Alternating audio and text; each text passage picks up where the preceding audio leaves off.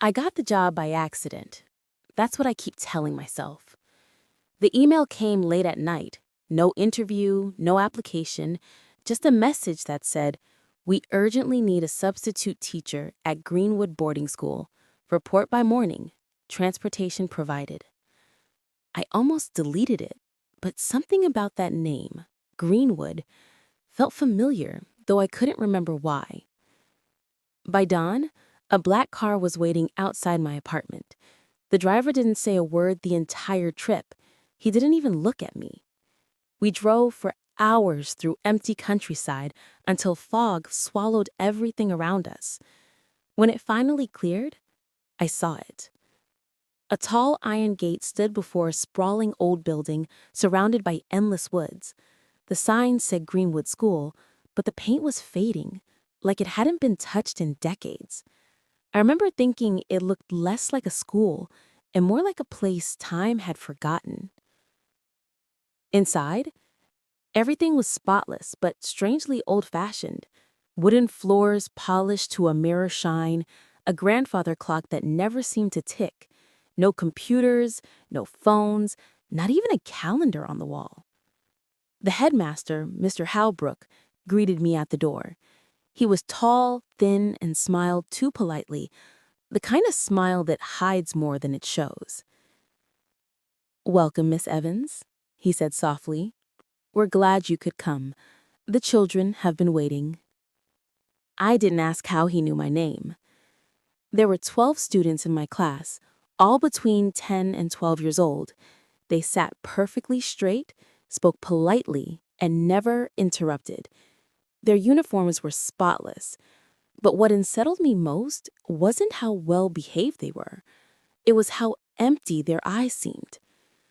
When I asked where they came from, they all said the same thing. "We used to have homes, we used to have families." And then they'd smile. That same quiet, practiced smile. During my first week, I noticed strange things. The clocks didn't move. The air always smelled faintly like rain, even on sunny days. And no matter how far I walked beyond the gates, the forest circled back to the same path. One morning, I gave the children a writing assignment. I said, "Write about your favorite childhood memory." When I collected the papers, I froze. One essay described a little girl sitting by a hospital bed, holding her brother's hand, whispering to him not to be scared. That was my memory, word for word. I stared at the boy who wrote it. He just smiled and said, "I thought you might have forgotten that one." I didn't sleep that night.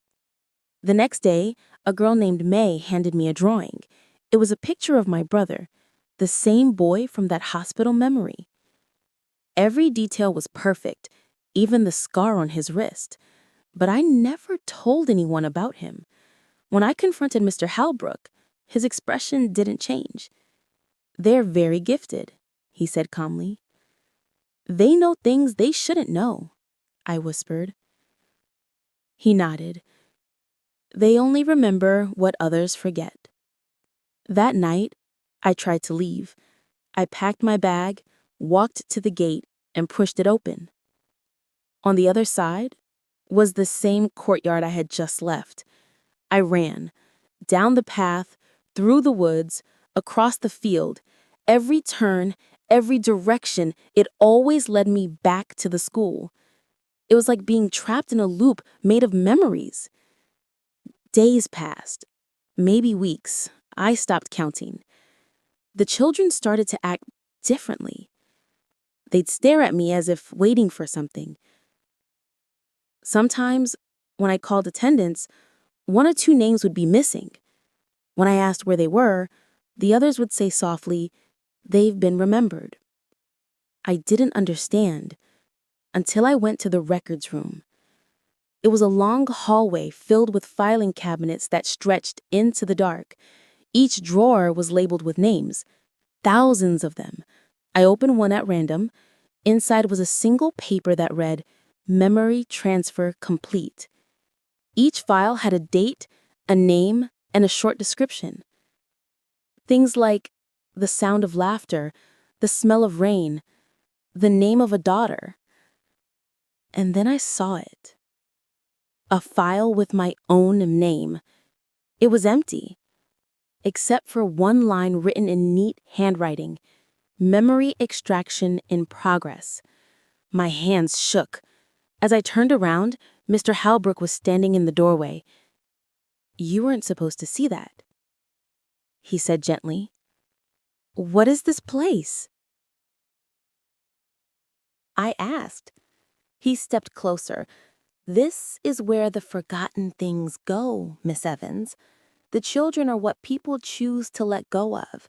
Their pain, their guilt, their love, their laughter.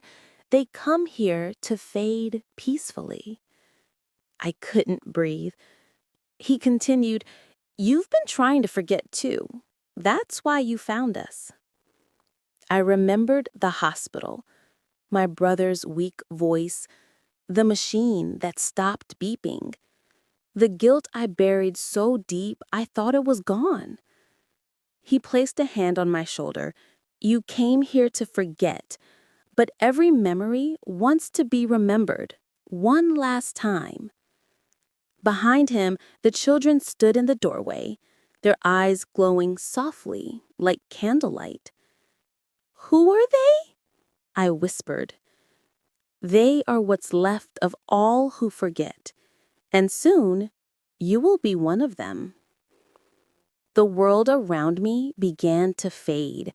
The classroom walls turned to mist, the floors to dust. I felt light, like my thoughts were floating away. But then I heard a voice, my brother's voice. "Don't forget me, Clara." I dropped to my knees, clutching my head, forcing his face back into my mind. The hospital room, his smile, the last thing he said before he closed his eyes. And then everything stopped. The children were gone. The school was empty. Outside, the sun rose for the first time since I'd arrived. I walked through the gates, and this time, the forest didn't bring me back. When I opened my eyes, I was in a hospital bed. Machines beeped softly beside me. A nurse said I'd been found unconscious in my apartment, alive but barely breathing. On the table next to me was a notebook, filled with drawings. The children's faces stared up at me from the pages.